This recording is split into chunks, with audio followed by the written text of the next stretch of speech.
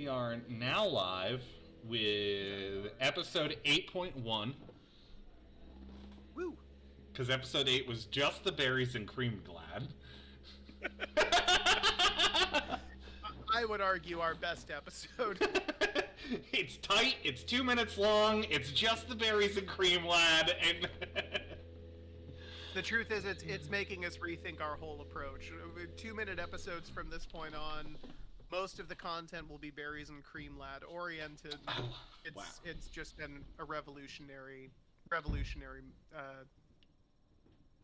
switch.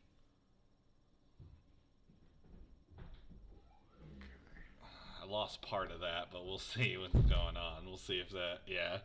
I'm a little nervous.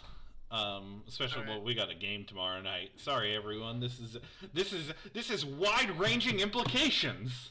Yeah. So, just so everybody knows, Corey hosts our streams from his location up in New England. It looks like he's having a little bit of network issues. That's why episode 8 was so short, was because we decided to try and restart the router. But we may be having some minor issues for this episode. Hopefully not too bad, but just kind of just a heads up. It does seem better, so... Yeah. I want to hit you right off the top with something we should do maybe next episode. Sure. Which I'm worried is going to slow us down, but maybe we need a little bit of feat break, and it might be a good way to do this. We should re-answer the Power 19. Oh, okay. Yeah, I think that's fine. There's definitely no harm in going back and sort of reevaluating them. Hold on a second. It also means we don't have to do... Is it?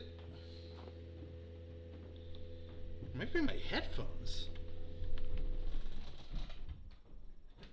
Let's give that a shot. I think it might be my headphones.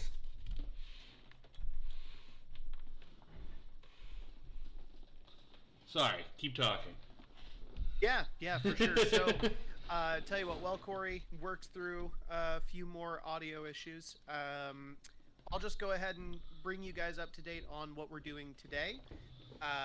So if you've been following the stream over the last couple of weeks, we have kind of moved back into really diving into kind of the meat of Vault Peddlers, which is what is going to be a very expansive feat system.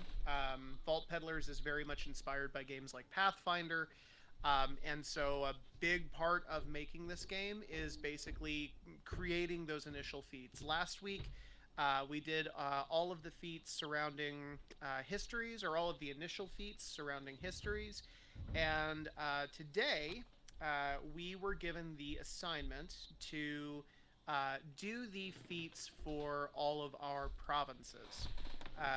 So I took half of our provinces, Corey took the other half, and we made 3 each. What we're basically going to do is just kind of read down the list and talk about them, just see what we think of them, and sort of go from there.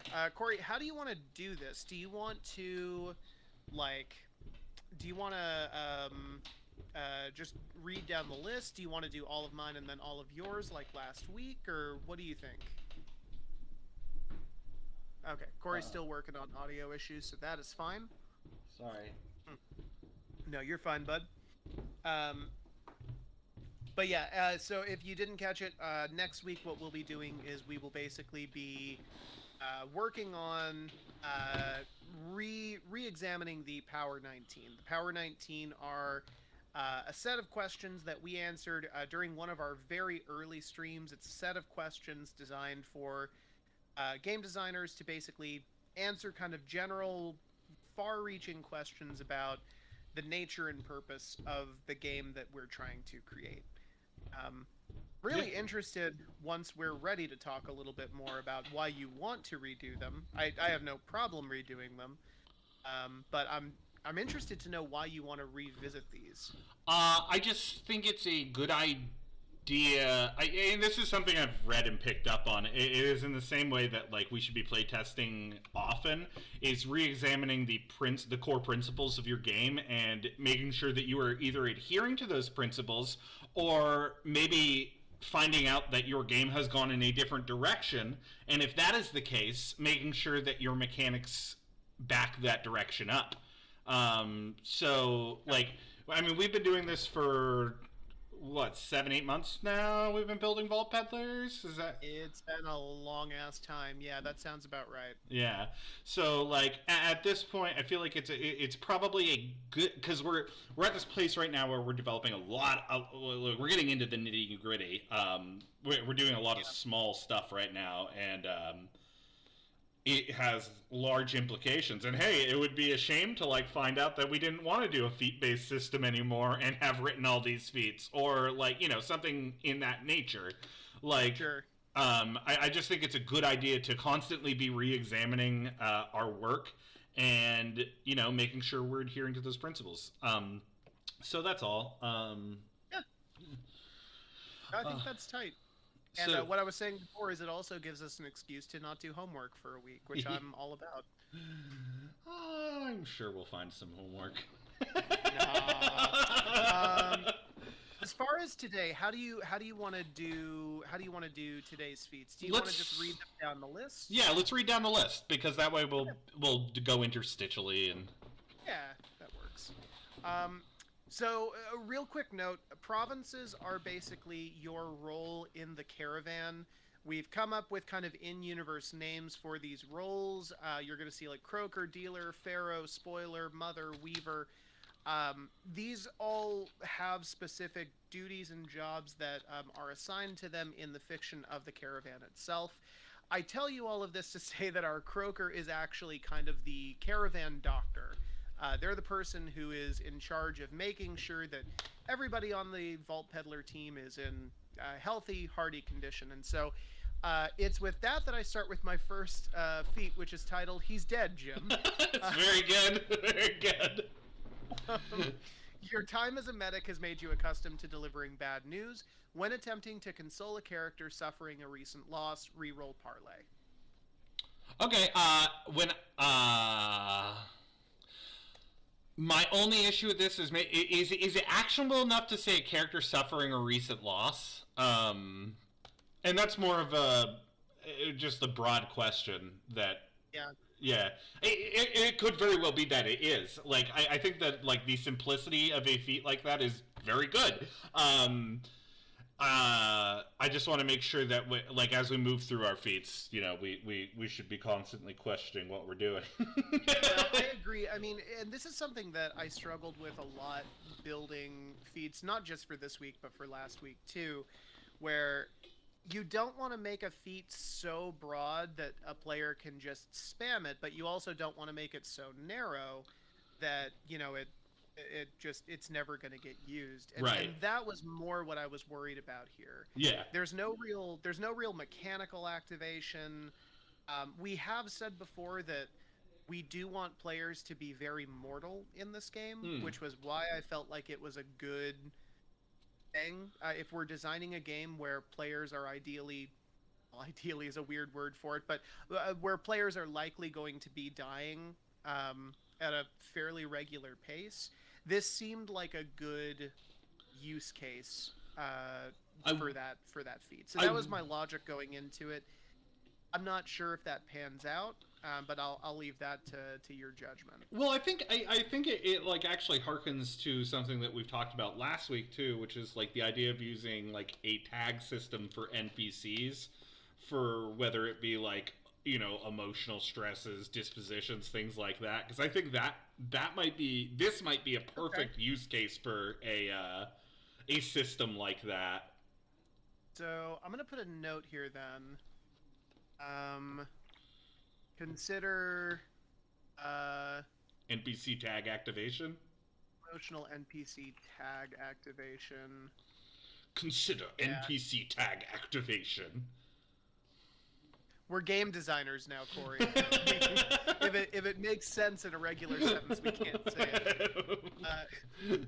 Okay, so moving on, makeshift medicine. The roads between cities are long, barren, and unforgiving. As a field medic in the wilds, you've learned to make do with,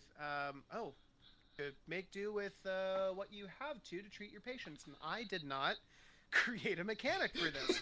I was curious about this, actually. I am a little bit speechless here. I'm sorry. Shit. Actually, so I had read this one and I was like, maybe he's going for like a very broad approach to it. Nope. Okay. Thing. I thought I was done with these, and I did not finish this. I'm really sorry. There's nothing to be sorry about. You know what? Instead of developing it on stream, let's just loop back to it at the end. Yeah. Hang on, I'm gonna make another note on this. Make one. Finish this, maybe. Well, I like that you did do the backup lore on it.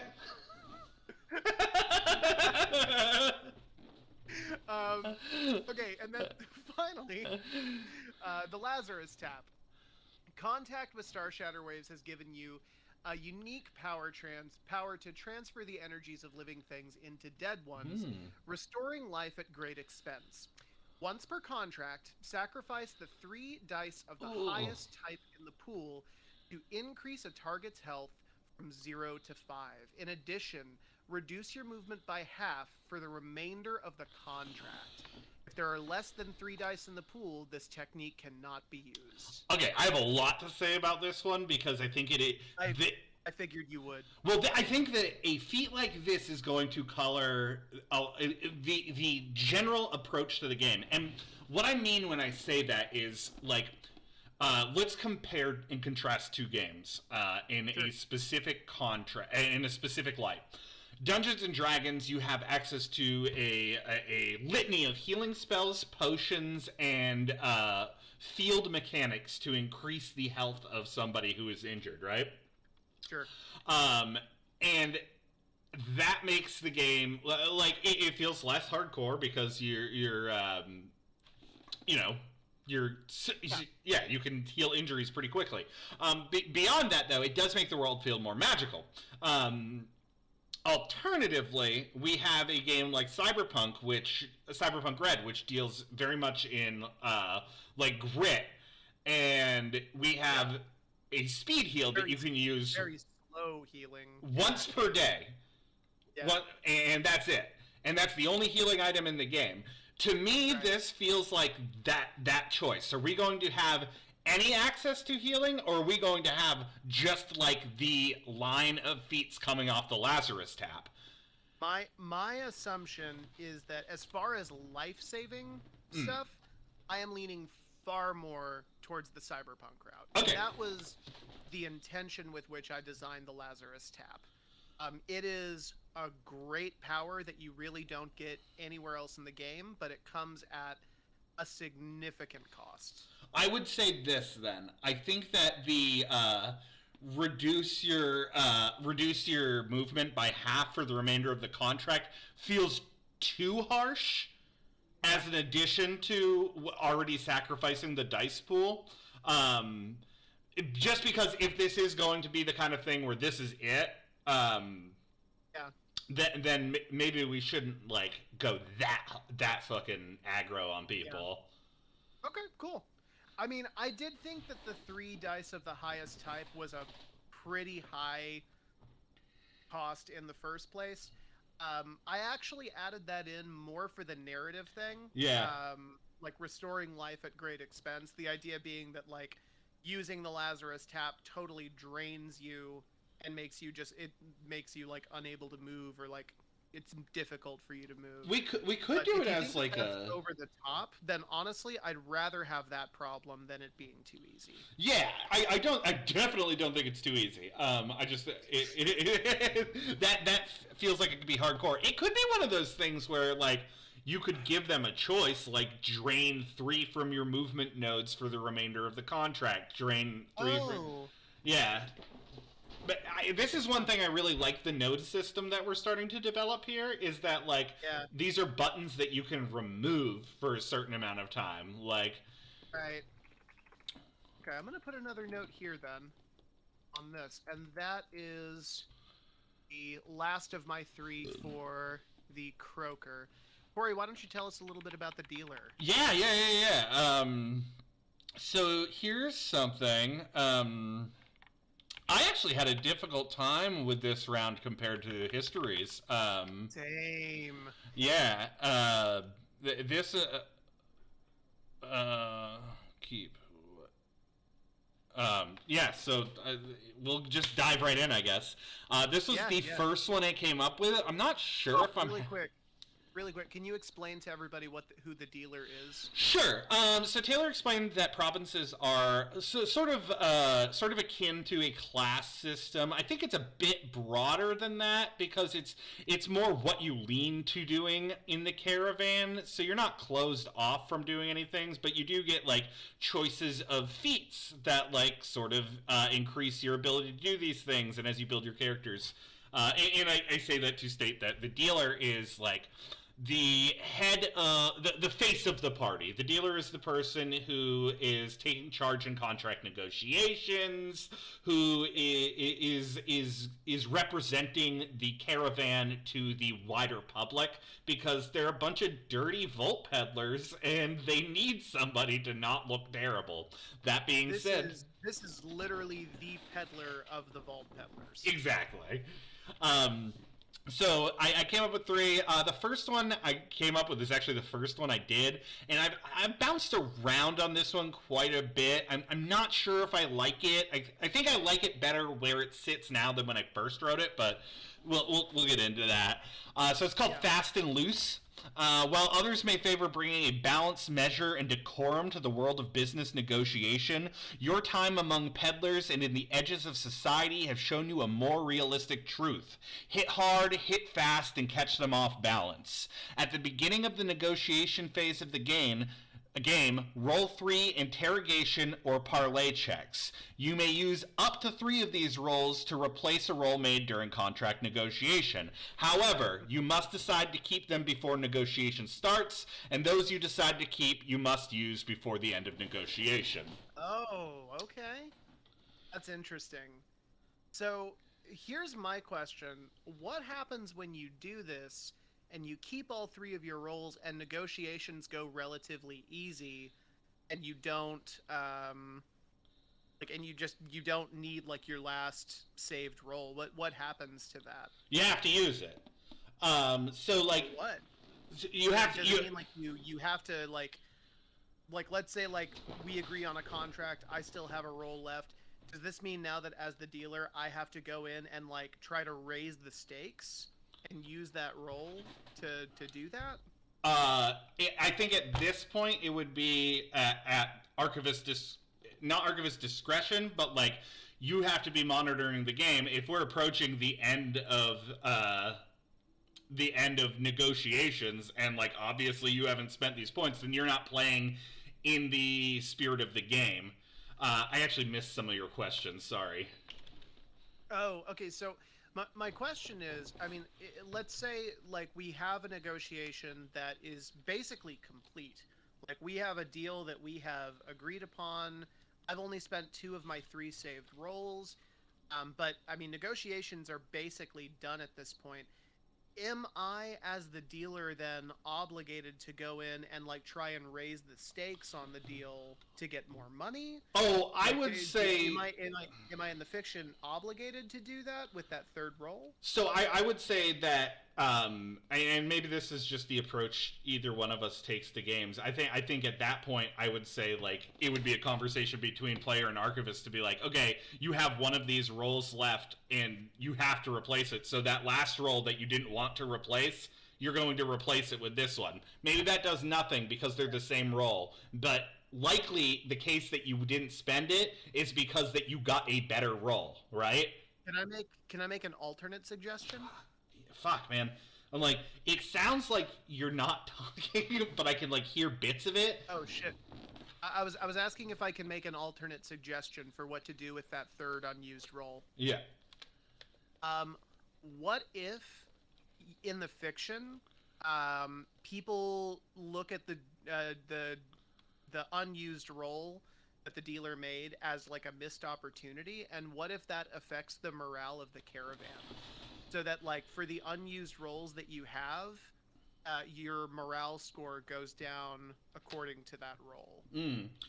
Yeah, I think alternatively you could also just use it like straight in the negotiation. For any like unused one, it would like reduce negotiative die for something that you didn't spend it on. Ooh, Yeah.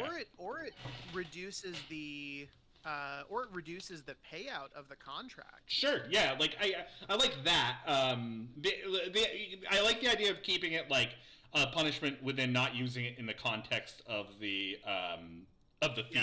Yeah. Yeah. All right. Then yeah, I'll put a note in here for that. Okay. Because that's sort of the intent. Like, you can't leave it on the table. It is like you're gambling. Right. You have to use that. So the idea being that, like, you know, if you get good rolls and you kept a lukewarm one, well, you got to play that lukewarm roll now. Or it might be a good idea to like affect rank or something. I don't know. Something in that. But I like the idea of keeping it negotiation. I definitely tried to like do my feats as pointed and directed towards different sections of the game. So I don't know. Yeah. Okay. So the next one is called "It's All in Who You Know." You've made inroads throughout Eba, traveling, dealing, and peddling far and wide. Or at the very least, you'd like others to believe that to be true. Once per scene, you may make a contested traversal check against a non-hostile target's appropriate social skill. So in that case, we'd be talking about like parlay or interrogation, something in that role. On a success, the Archivist will provide you a name of importance to this character, though they will not tell you the nature of that importance. Tell the Archivist where you've heard this name. So okay. I kind of built this one with you in mind, actually, like going towards more fiction-based things. The idea, like, obviously this is like not, it doesn't have like a inherently mechanical effects. It has more table mechanical effects in that, like, I mean, potentially big dividends. Sure, yeah, but or punishments too. Yeah. Yeah.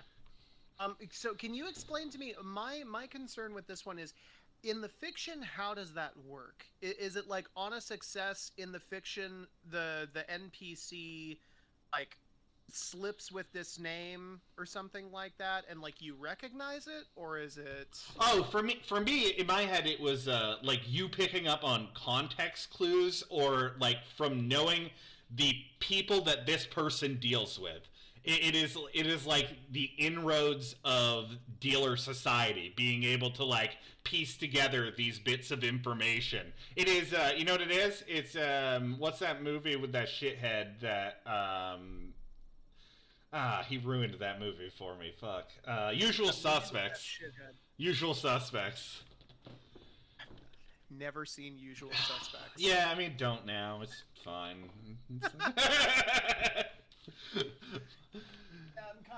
I'm kind of whatever on the whole concept of it, but it's a good movie, but Kevin Spacey sucks. So yeah. Yeah. I mean, so this is the thing. Like, this is definitely not like my strongest feat. It's also like kind of far outside of the realm of my development style.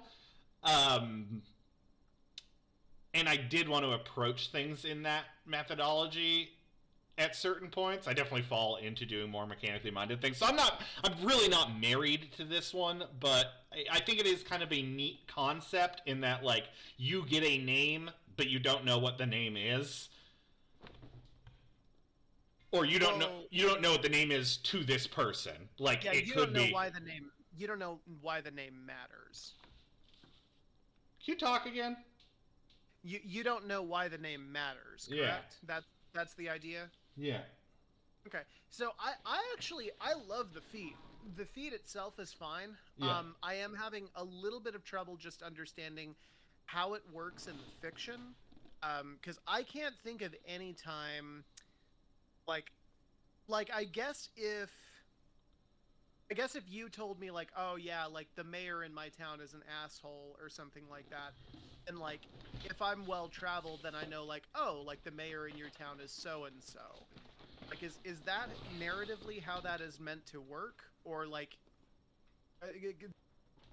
only place I'm really getting caught? Hold on. I'm gonna pause for a second, Taylor.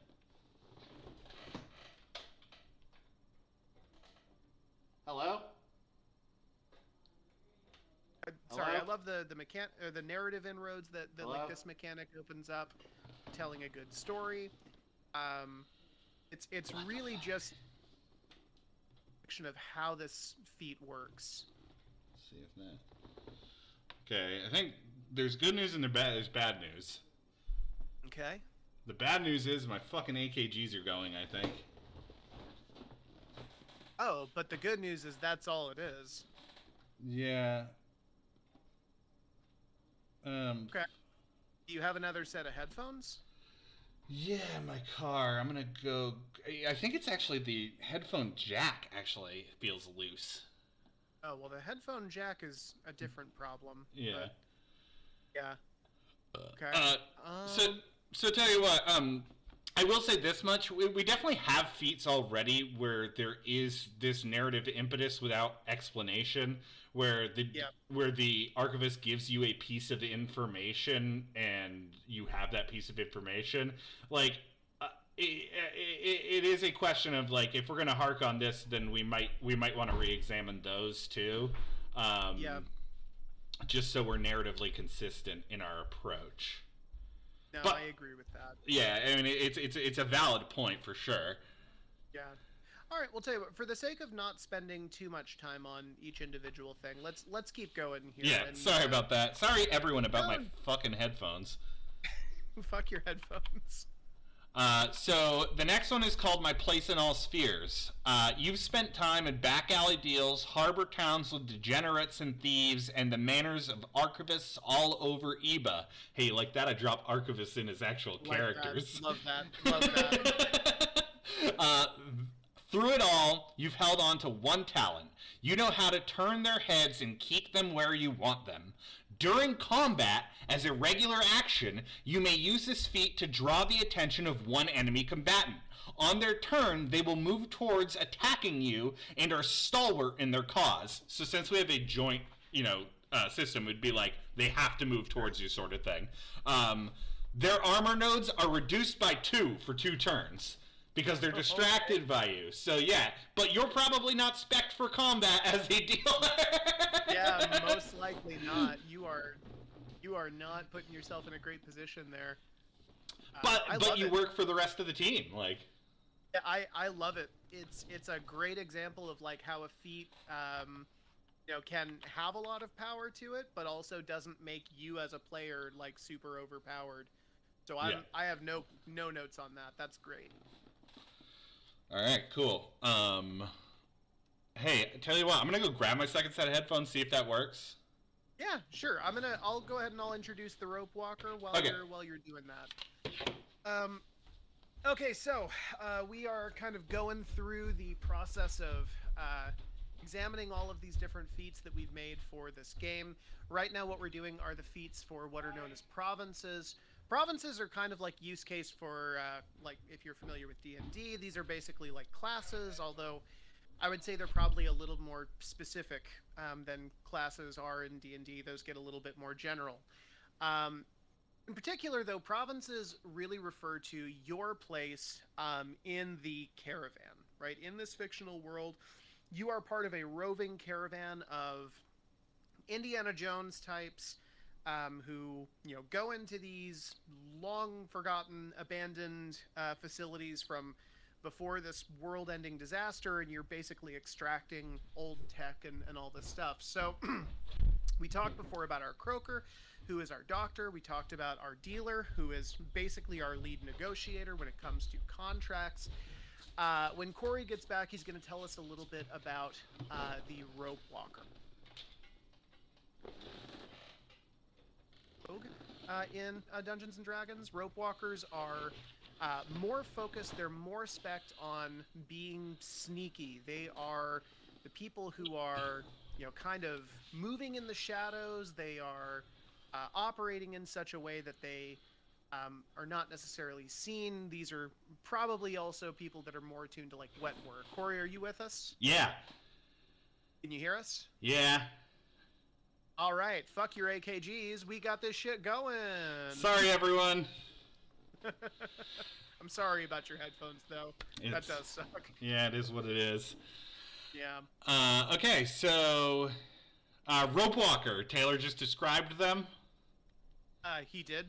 Okay, and this was one of mine. So the rope walker feats.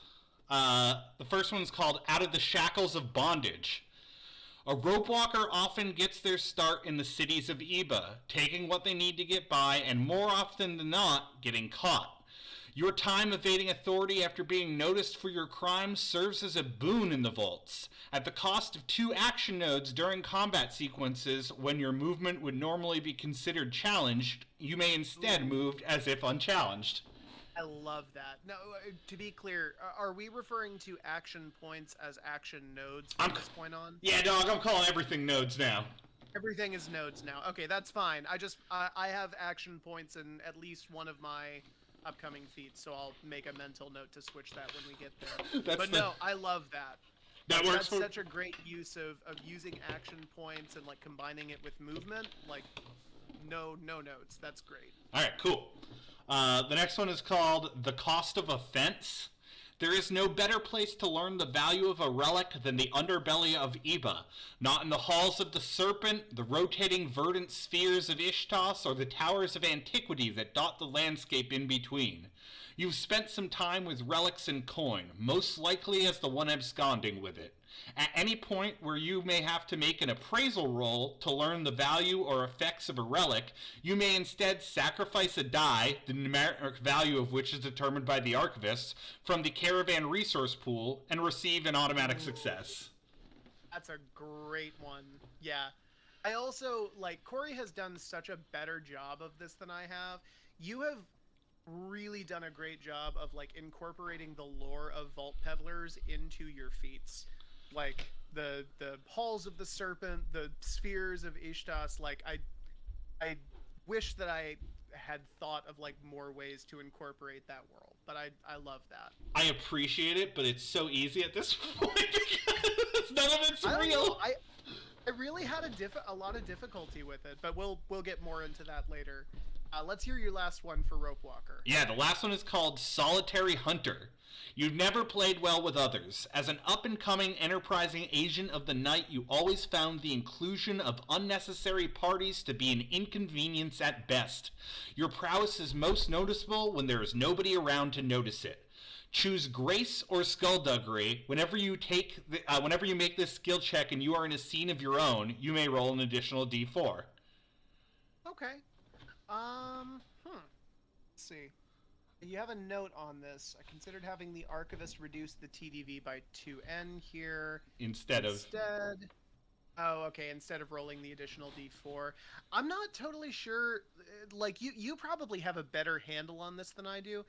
That seems like it just kind of achieves the same effect, right? Like, or is one actually better than the other? I mean, it's tough saying without having an actual, like, static array of what is difficult and what is hard right. for DTVs. I will say this much, that in, like, the normal progression of power games is that, like, as you get more powerful, things get harder to do. So this would have a decreased effectiveness. 2DTV would have a decreased effectiveness where rolling an additional D4 is always going to be a boon because it's an additional D4.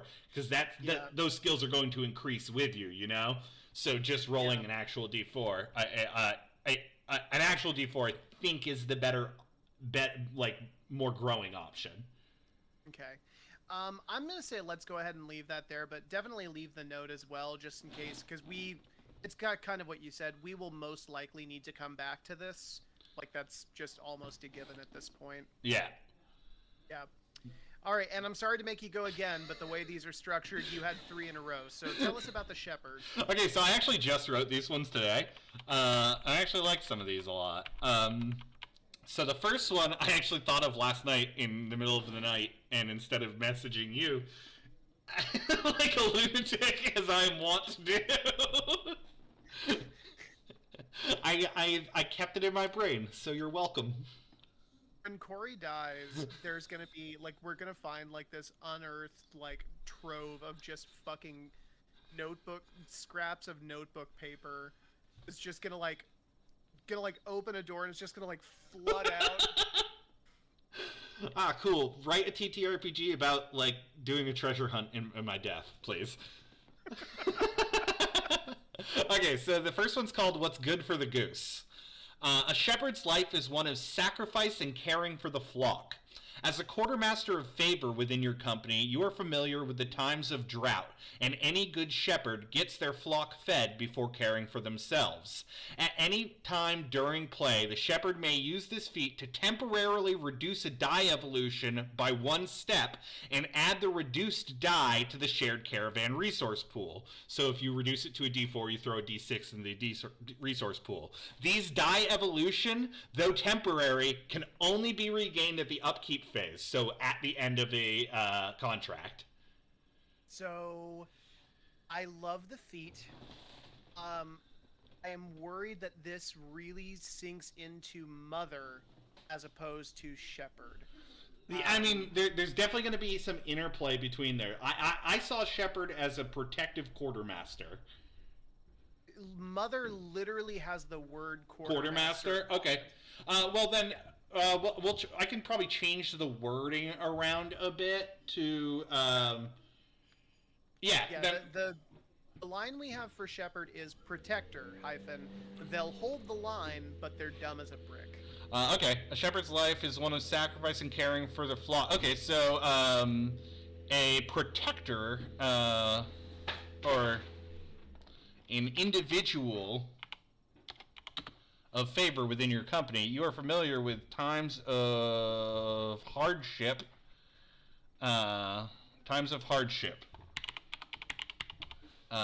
Any good protector, guardian, gets their flock fed before caring for themselves. Boom. So anytime during play, Shepherd may use this feat to temporarily reduce the die evolution by 1 stop and add the reduced die. So let me ask you this: why would I want to reduce a die evolution? So you're adding it to the caravan resources so that someone else can use that die to roll towards something. The idea being that, like, if we're out of care... Oh! Yeah. Okay. So instead of subtracting from the caravan resources, which is what we've been doing a lot in these feats, it's subtracting from your own resources and adding to the caravan resources.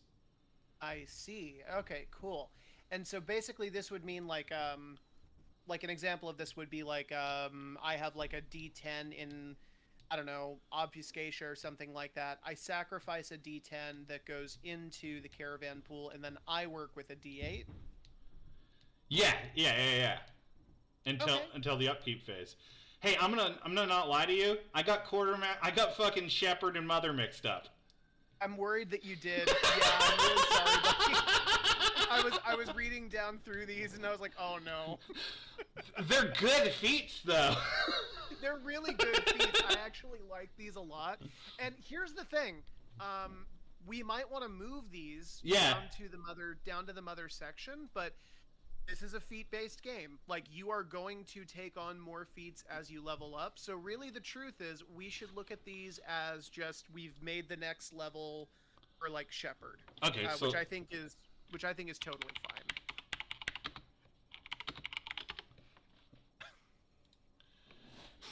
I am really sorry though. That does suck. Okay, well, no love lost. I'm a dummy. Let me hear about fixing the scales. Okay, fixing the scales is very much in the Mother category. It's fine. I'm assuming all of these are. So let's. I think the last one actually might be more in the line of the. All right. but I probably should have played with armor nodes more in this. Fixing the scales. Many peddlers aren't aware of what truly goes into making your roving bands of mercenaries work. They think it those brave enough to plumb the depths of Eva, those who can beguile and trick or make short work of rooftops. But the Order of the Shepherd know the truth of the matter. It is just in how you tip the scales. You understand the importance of resource management and allocation. At any point, you may spend a die from the caravan resource pool as an instant success. In the upkeep phase of the game, this resource cost is 2 times its usual upkeep. If you cannot pay it now, instead of falling into disrepair, you lose it. One sec. Yep. So, you understand the importance so at any point, you may spend a die from the caravan resource pool in an instant to get an instant success. In the upkeep phase of the game, this resource... Oh, okay, I got it. So if you use the die type... Yeah. Let me ask you this, because this is something I don't know if we've ever determined. We've always described the caravan resource pool as just a giant... Pile of die. Pile of dice. We're gonna have it so that we're gonna have it so that like a D10 refers to a specific resource, D6 refers to another resource. Yeah, we talked about this before. We still got to work out a system for making this actionable, but the idea is that they represent actual caravan resources and that they have upkeep costs. And so the difference is that normally you could pull from the resource pool and it would just add to your roll. But what you're saying here is you can use something from the resource pool and make it just, it automatically works, but now that thing is twice as expensive to repair. Refill. And if you don't repair it, instead of falling into disrepair, you just lose the resource. Love it. Honestly, my only note with that would be that it's maybe a little bit more powerful than an entry-level feat, but as we're kind of learning, that actually works perfectly for this. Yeah. Since this will probably be added to the mother section anyways. Yeah. So I actually think this is great. That's a great level 2 feat that you've made. So the next one I think actually could work for Shepherd because one of their things is repair. So it's called With Twine and Love. Eva is a hard place. Between the deities of the nanite, the beasts of the reef, warring factions competing for hard-fought resources and territory, it's a wonder anyone makes it to the next day. Truth be told, by yourself most don't. You need only look at the numerous clan of growing Sero or tight-knit cloisters of the Nocturne to know that to survive in this place takes more than the sum of one's parts. It takes community.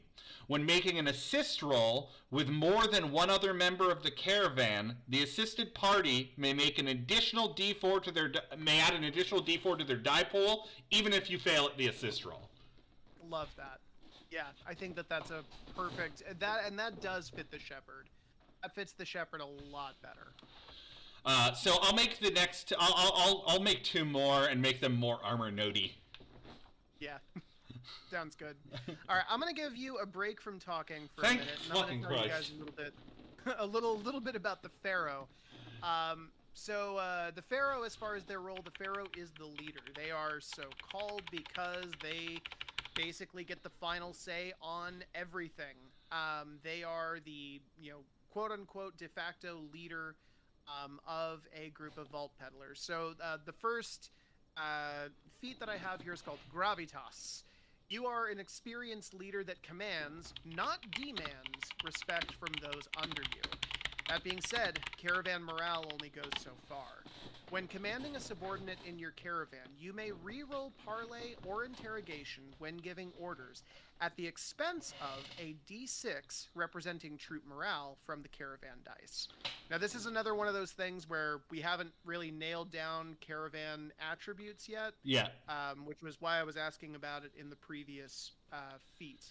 But yeah, basic idea is Captain's an asshole, fuck him. Yeah. But I'm gonna do what he says. It's funny because I also have thrown a couple things in where it's okay, we're gonna need to make this, but I think it's a neat idea. Hey, El Stragoon, good to have you back, man. We are currently going over feats. Oh my God! Yeah. Hey! Good to see you. We're going over feats for our, I guess, our classes. Yeah. I love that you have a table here. Oh yeah. So let's talk about Master Tactician because I'm sure you're gonna have some notes on this. I like it already. So yeah, sorry for our one viewer who's joined us. It's so nice to see you again. We are going through feats right now for provinces. Right now we're about halfway through. I'm talking about the feats for our Pharaoh province, which Pharaohs are like the leaders of like this group of vault peddlers. They get the final say on everything. They are basically the one that everybody looks to for orders. They're like your field commander, right? Yeah. The tag that we have for Pharaohs higher up on the list is that leader, great at tactics, but they consider you expendable. Fair. So Pharaoh. Second one is Master Tactician. You've seen your fair share of monsters and have developed a strong skill of reading them.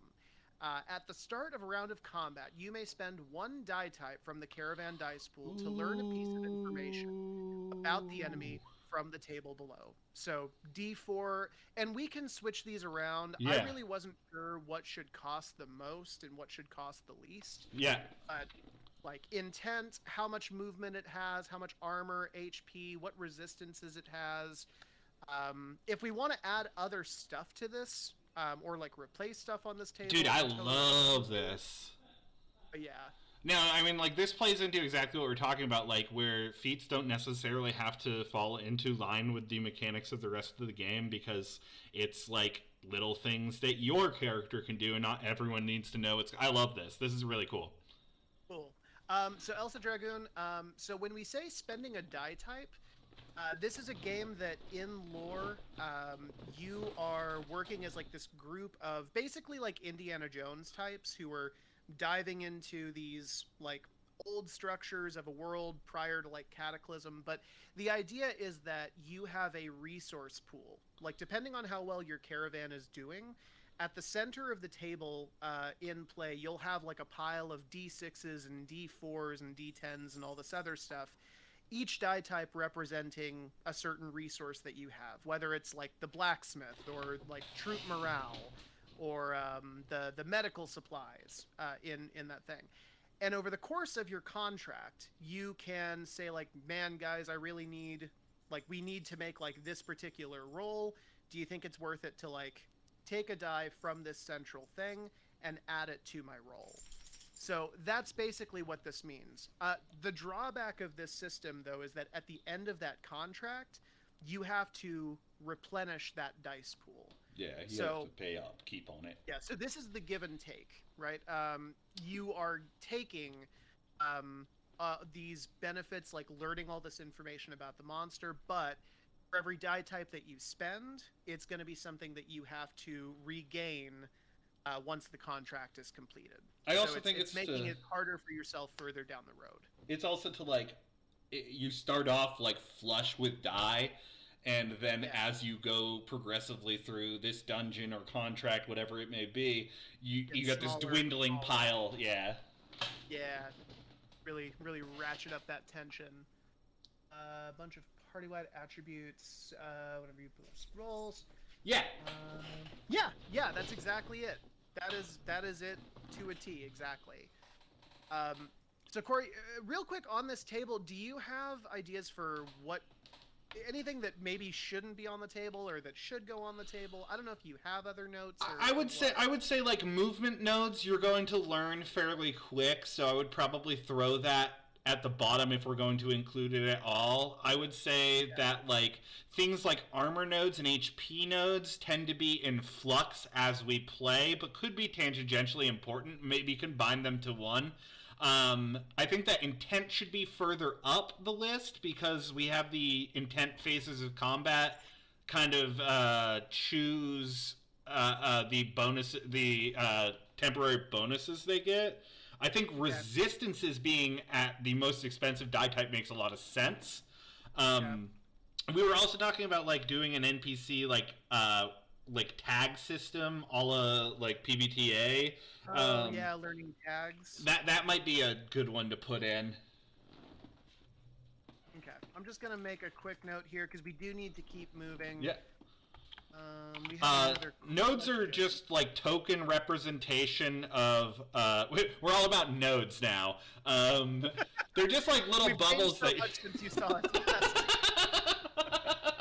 us. So they're just like little bubbles that you fill. It's a cross between having like an HP, like a traditional HP pool, and like a wound system. So it's trying to bridge the gap there, where you have like a collection of these nodes from derived statistics for armor, for HP, for movement, and those can be reduced or changed around in flux during play. So that's the idea, is to have a bunch of fillable buttons. Yeah, they can. Yes, that's exactly it. Yes. All right, so we do need to move on. Please Yep. keep asking questions. We I will keep answering them. We love actually having engagement. It's great. So the final one in Pharaoh, we were here first. I love the name. You've been in charge of several Vault Peddler groups in your career and have an inherent rapport with other peddlers. When negotiating with rival peddlers on the side of a job, you may reroll parlay once per contract to better get your point across. Okay, so it's very situational. Yeah, I mean, like, this is what we're talking about with the first tier feats for anything, is, like, situational shit is important, making shit, like, powerful in its moment. Yeah. Yeah, I like that. Okay, tight. Then it is back to you. Tell us, tell Elsa Dragoon about the spoiler. Who's the spoiler? Sure, you actually want to read the spoiler tagline? Yeah, let me scroll back up here. So the spoiler, the tagline is researcher, plans, schemes, schematics. Unfortunately, that goes both ways. Yeah, so I basically stole the idea for the spoiler. Like, in my head, it is, Neuromancer, he's this, I forget his name, but he's this shithead who, like, works with tech. In my head, the spoiler is the guy in the back of the bar doing dirty dealing in, like, in the underbelly of EBA. He is sitting over piles of tech and repairing it. He's a spoiler. He ruins things. So, the first feat is called Jury-Rigged. The people of Iba are wasteful, not because they are lazy, but because they are uninspired, and no one knows that better than you. As a spoiler, you understand the inherent value of the resources that go into keeping the great wheel of society spinning, and what to do when those resources start to break down. Twice during a session, you may return a spent die to the caravan resource pool, but in doing so, double the upkeep cost for the resource at the end of the contract. You've done a really good job at using this little trick of, like, using it and then doubling upkeep cost. I really like that as a feat mechanic. Like, very cool. No notes. Nice. The intent there is like making things you want to spend right away, and then being like, oh shit. So the next one is called the Golden Web. You are a predator, but not like the wasteful creatures of Eba that expend energy, time, and resources tracking down their prey themselves. No, you're a spider in weight. Delicate, sensitive, and able to wait out your prey. I said wait too many times there.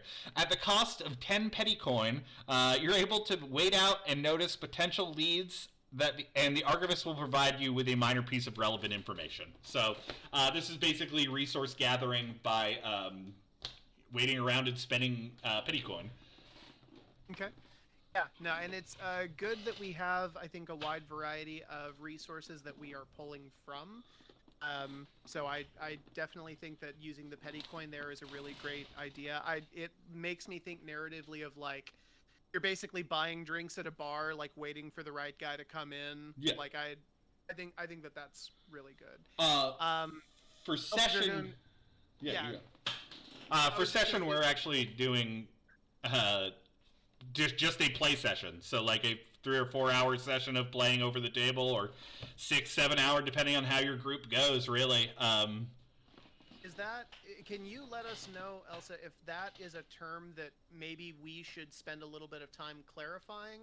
If we're gonna have that in the rule set, because I only ever think of session as a single thing, but if it means more than that, then we should probably put a note in here to make that clear. Yeah, it's worth putting in anyways. Fucking Probably is. I mean, I'll say this much: playtest last night went. Ooh. Yeah, we do need to talk about that. We gotta talk about clarifying some shit, dude. Yeah. Tell me, before we get to that, tell me about Golden Web. That was the one I just read, so instead I will tell you about the Sorry.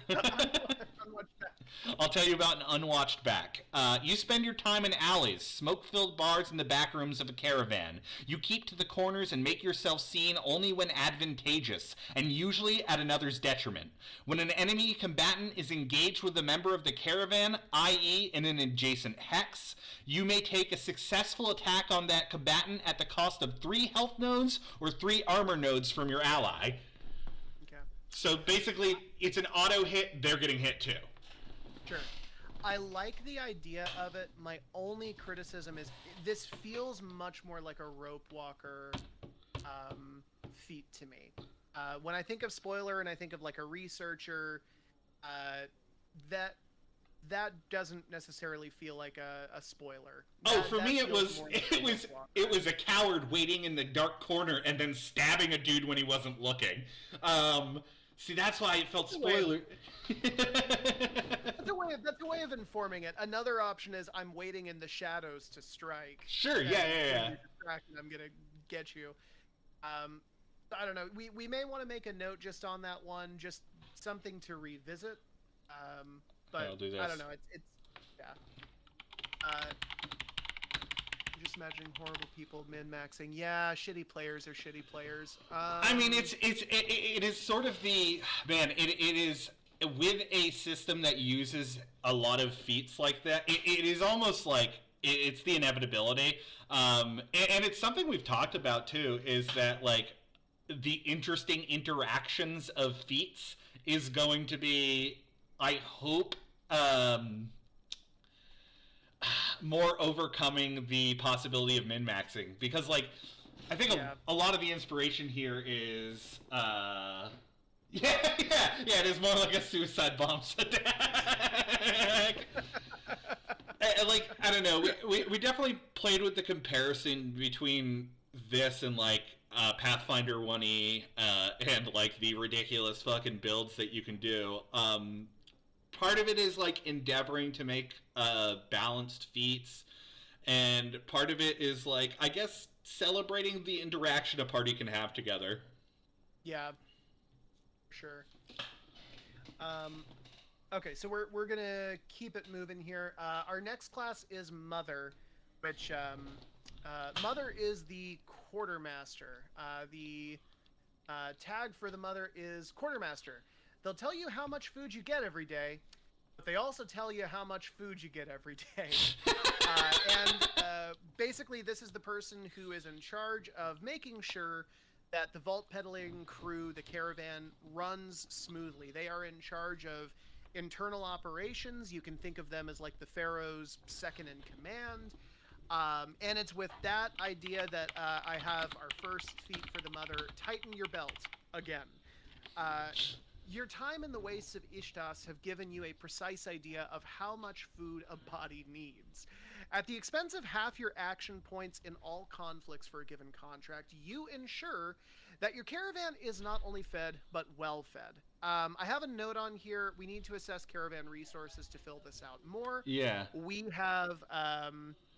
we've kind of talked about this with a couple of different feats, but the idea basically is that if food supply is going to be one of these things, then you make sure that you make sure that lever never goes all the way down to 0. Can I make a suggestion? Yeah.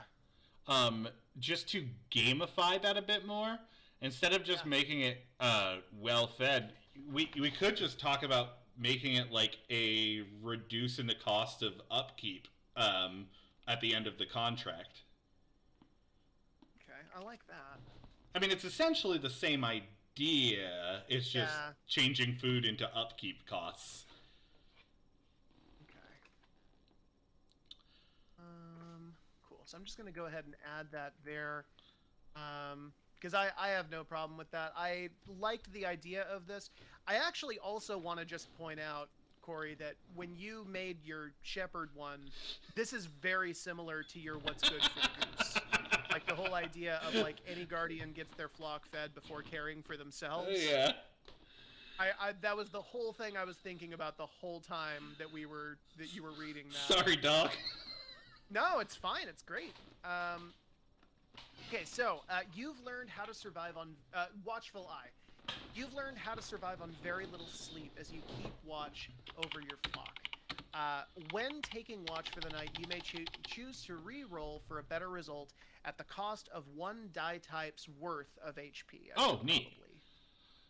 Yeah, I mean, obviously we're gonna have to see what the calculation of HP notes looks like. But yeah, I like that. Yeah. So, Elsa, to answer your question, the honest to God truth is we don't exactly know yet. Caravan resources are something that we have tackled a couple of times in a couple of sessions. We've never come to anything really definite. So right now what we're trying to do is we're trying to build stuff around it in kind of the hopes that it's going to help us flesh out sort of this central system. It's a great question, but we don't exactly know yet. I have a basic idea. It is in the same way that you have like character attributes, there will be attributes for the caravan. We're trying to keep those simple, but we don't necessarily know what those attributes are yet. But in the same way that each thing has a set of feats that you buy for it in your attributes, the same would be true of caravans, but those feats would be represented as like a blacksmith or I forget what else could be in a group of people except for a blacksmith for some reason. Like an antiquarian, a blacksmith, a magician. These sorts of people who tag along in your group that don't necessarily go in the delve, and they add these resource dice to the pool, and associated on their feet would be an upkeep cost. Times 4 blacksmith party. Only blacksmith. Fuck it, we're changing the game to blacksmith only. But the idea is when you buy the caravan resource, it has an associated upkeep cost, which is all based on this idea of currency we have, which is a mix between regular currency and meta currency called petty coin, which you can use to activate feats, you can use to buy things, you can use for upkeep of your caravan. It is at once an abstraction of money and actual money. So on that, I'm going to just move to our last feat for Mother, which is I will turn this caravan around. When quelling an internal dispute between members of the caravan, you may settle the dispute however you see fit at the cost of 1d10 morale. Again, this is playing on sort of the caravan morale resource. I actually have a quip about this. I want to know if you can spot it. When quelling an internal dispute between members of the caravan, you may settle the dispute you see fit the cost of 1d10 morale. I mean, like, it does sort of run counter to the, like, natural, the campfire story-esque attitude we were trying to run, in which those resolutions would happen ideally in play. But what were you thinking? So that's not actually what I was referring to. Maybe I should specify quelling an internal dispute between NPCs. Hey! Ooh, interesting. That gives a lot of fiat to the GM. I dig that. Yeah. Actually, no. My issue is that I feel like I already wrote it, because in Pharaoh, the first feat I had was Gravitas, which was basically you can give orders to members of the caravan at the expense of like 1d6 morale. I don't think so. I'm worried that there's maybe just a little bit too much overlay there. No. I think I would say that like having similar feats is not a bad thing. It just means that you're running in the same sphere in your head. I think the issue is if you go too broad, too diverse, then like there is no direction.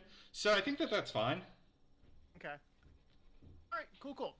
Then tell us a little bit about the Weaver. Ah, yes. So, this is us getting into magicians. You mentioned before that we weren't sure how we were going to approach the magic system, being afraid of it. And I said, no, because this is a game of feats. Everything's a feat anyways. Fuck it. Spells are just feats. There is no magic system. Whatever. So, yeah, like everything, just your feats are based in magic. You want to give me the read for Weaver? So Weaver, the tagline, Weaver, the tagline is magician. They'll see through the weave, but sometimes the weave sees back. Nice. So the first one is called The Fates and the Aether. Time and solitude has done you well. Your time reading over the forgotten tomes in the machine towers of Eba have brought you closer to something other. This power is consuming, and those you barter with wholly outside of your this power is consuming, and those you barter with are wholly outside of our sphere. At the cost of 3 die from the caravan resource pool of the Archivist's choice, you may pull 1d4 creatures of fate from the Aether. Roll on the nebulae table for their tags. They have your movement node rating and 6 action nodes. When those nodes are depleted, they are gone. So they disappear, okay. Yeah. So, a note here, and this is hopefully obvious, we need to make a nebulae table. Yeah. Yeah, because we don't have one of those. Yep. I'm just going to put that note there. Otherwise, I love that, and I especially love that you made it so that the creatures are temporary. Yeah. Like, they have a certain number of action points, and then just when they're done, they're gone. Yeah. That is such a great way of reining in that power. It also gives us a great avenue for when we want to increase these feats as you like level up. Like you increase the number of action nodes that each of these creatures has, right? For like the levels that you go up. So no notes. That was my intent with every feat, is to try to give it room to grow, because I talked about last session of making feat trees like willows that hang down and go in divergent directions. So the next one is called, so thank you, by the way. The next one is called Karmic Retribution. You are not a creature of towers, scholarly pursuits, and lost tomes. To you, the gifts of Star Shatter are inherent. The weave opens itself to you, but its reagents are unsettling for those unwilling to pay its due. When you lose health nodes, as a reaction, you may roll Magnum to perform a blast of nebulae on the target. Roll on the nebulae table to determine its effect. Okay. So this is anytime you suffer damage, you can make an attack?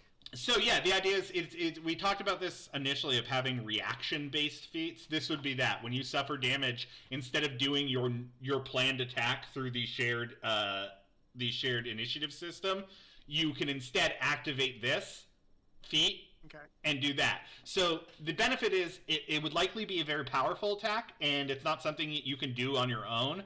Like, you need to have this activation to proc it. The negative is that you're going to throw off everyone else's plan by using it. So, okay. The other negative from a game designer point, and thank you, Elsa, I totally agree. Corey's descriptions of his feats are like some of my favorite fucking things. My only thing there is that, does this mean that your character, if you're a Weaver and you choose this thing, you get to automatically attack twice on a turn? Whenever you take damage? No. We actually talked about this with the reaction feats. It means that the attack that you planned and rolled for, you're scrapping and instead rolling this one. The negative is that you were throwing off everyone else's plan. Okay. Yeah. Gotcha. So it is yeah, the So idea. this takes the place of your turn. Correct. Yes. Okay. Then my only note then is that we need to let's see here. Make a nebulae table. Well, no, we need to make it clear that that acts as your turn. Sure. That's not clear in here. I think when we before we actually start writing like in layout mode, when we start writing feats, we should probably describe the different types of feats and describe reaction feats in that way. In that, like, taking a reaction feat procs on certain effects, but in doing so takes the place of your planned action in combat. Okay, got it. I'm gonna just make a quick note here. So reaction feat takes the place of your actual turn. Okay, cool. Yeah, it is the nerdiest thing I've ever written. It's wonderful. So this one's called Cymic Coins. This is actually a reference to Friends at the Table. Their first coins with their first season with pattern magic, and moving through realities based on where things are placed. So it wasn't always like this. No, not this world. Well, also this world. But you remember things differently. Events, family, friends, all of them have shifted on you, changed, swapped demeanor, physicality, existence. It's hard to put a finger on when it first started, but what you do know is you're able to control it now, at least marginally. At the start of every session, choose unity or destruction. As an action, you may barter 15 petty coins, not copper pieces. 15 petty coins, and make an alchemy check against the value of your target. So a little nebulous there. If you choose destruction, you may shift the intent of enemy combatants. On a failure, nothing happens. If you choose unity, I don't know why I didn't write that. You shift the disposition to. Oh, I did write it. You shift the disposition of social combat, basically. Boy, I botched that read, Taylor.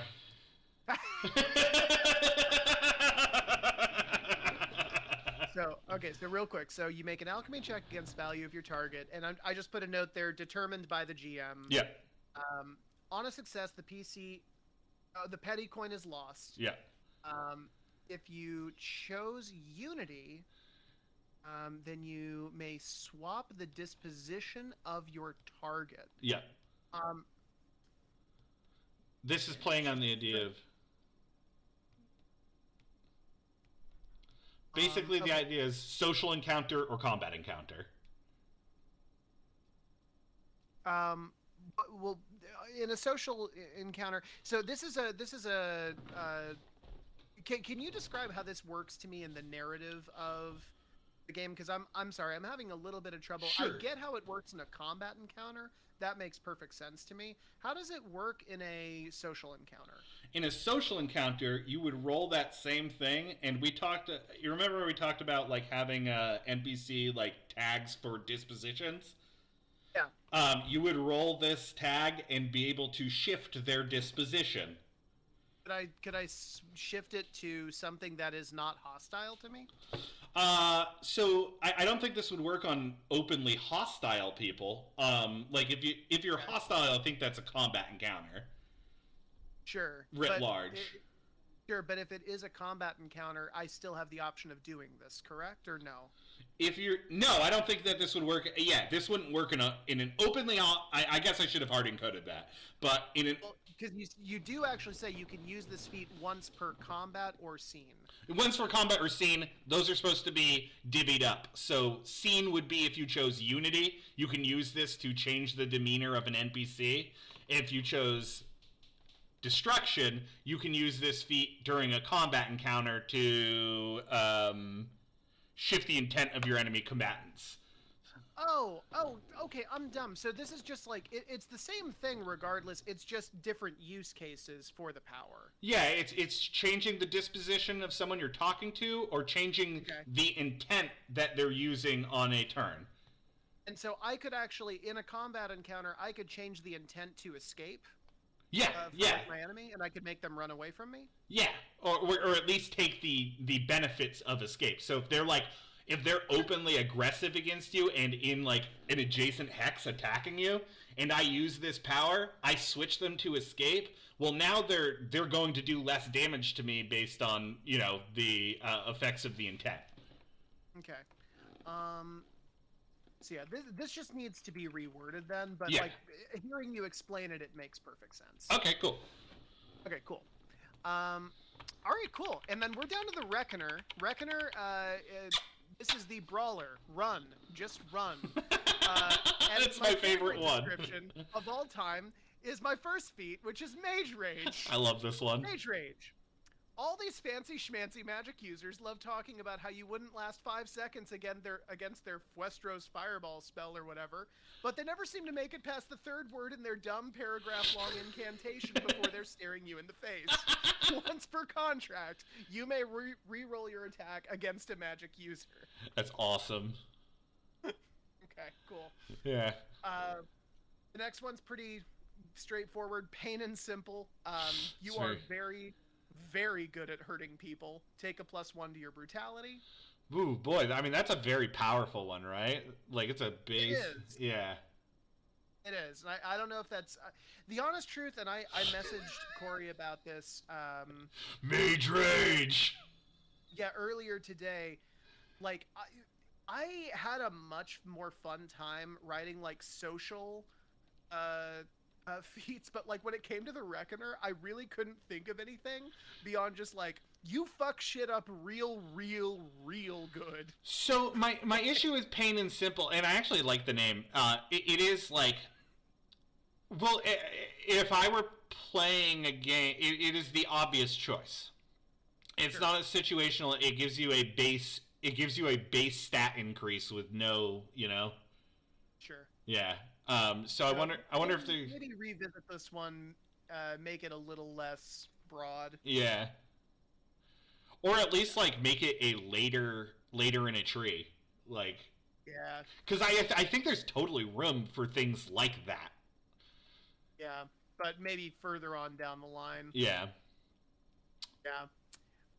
It is a +1 to your rolls on brutality, Elsa. And Which that's is why a we're skill. thinking maybe it's a little bit more than what it should be. Ooh, I kind of like that. That's a neat way to turn it. It needs a simple qualifier. Oh. Like a negative to your, like an intelligence or something. Oh, I fucking love that. Hang on. So, +1 to brutality and a -1 Ooh. to your... What are our intelligence skills? Boy. Logica? Okay. Yeah, I guess it'd be like Logica or something. Or like you could also make it like an attribute reduction. I would make like a -1 attribute reduction and give a more significant skill bonus. Because Oh wait, so do both of these things. Make it more specific and give it a -1? yeah, well, this is just an option. You don't have to do this. It's just an idea. You can make the attribute, which is arguably like the more important but less specific thing, decrease by 1, and then give an increase, like a more significant bonus to the more situational skills. Oh, I see what you're saying. Yeah.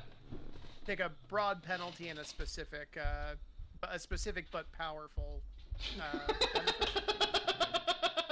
Yeah, we both went on divergent paths with that. Sliding doors.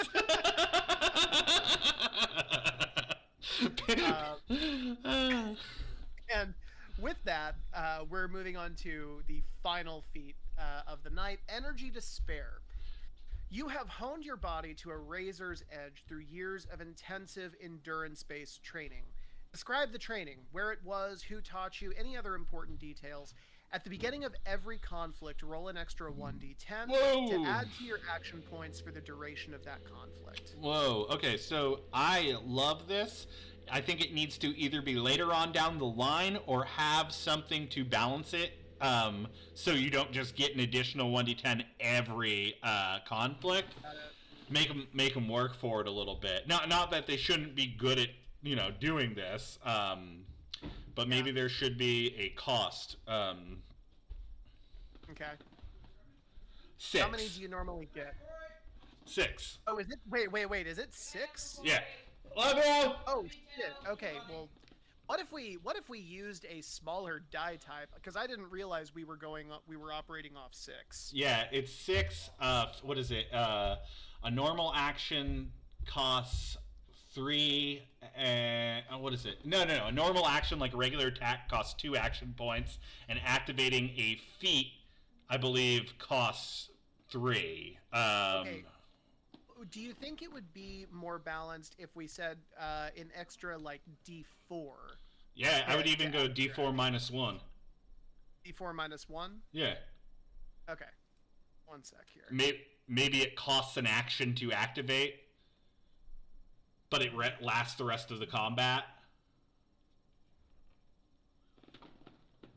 Okay. Cool. Oh yeah, that's actually the way to do it.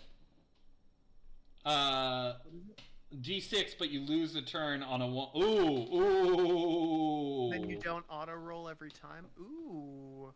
Oh, that's kind of good, man. Elsa, we need to get you on the show.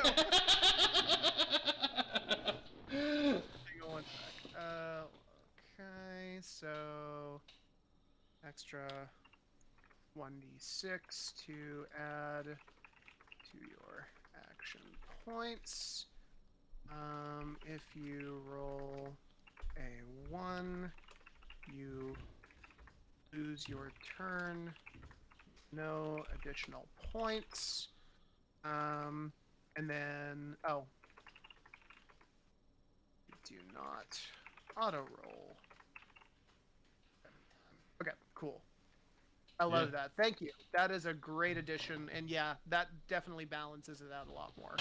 I apologize for the D10. I had completely lost track of what the normal amount was supposed to be. Otherwise, I would not have suggested something that powerful. Yeah, I mean, this is what we need to, I think, get to the point where, re-examine with the power 19 again, and then, I think, right now what we're doing is getting to the point where we can do a playtest of character creation. And I think that doing that is going to help a lot, because we're going to be able to condense everything down and write that document, so we'll be able to see everything in that condensed form again, instead of this sprawling fucking madness we've got now. Yeah, no, we definitely need to find a better way to make this a little bit more efficient to look at. But that being said, that, I think, is everything for tonight. Excuse me. We will be back again next week. Elsa, thank you so much for joining us. We loved having you back. Really appreciate having somebody on the stream. We have started dedicating a specific time for these streams, so we are on now every Wednesday, starting at 7 o'clock Eastern Standard. We should throw the schedule up on our Twitch. Yeah, we probably should. We're not professionals. But yeah, next week we'll be re-examining the the Power 19 for the game. Just trying to make sure we're still on the same page as far as what we want this to turn into as we were when we first started it, and if not, to see how that's changed. Yeah, Twitch should have more channels like us. We're trendsetters, damn it.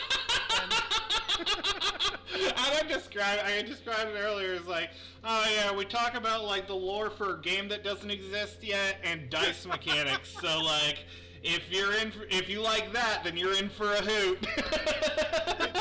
Fucking, it's the most narrowcast thing in the world. Have you ever heard somebody rant for an hour and a half about a party that you didn't go to? Well, then we got the fucking stream for you. It's fucking sick, dude. Wow, these guys are needlessly confrontational.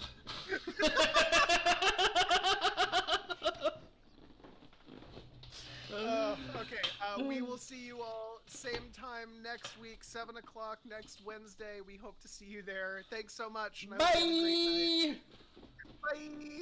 Bye! Bye! I don't know how to stop it. Ah, shit. There it is.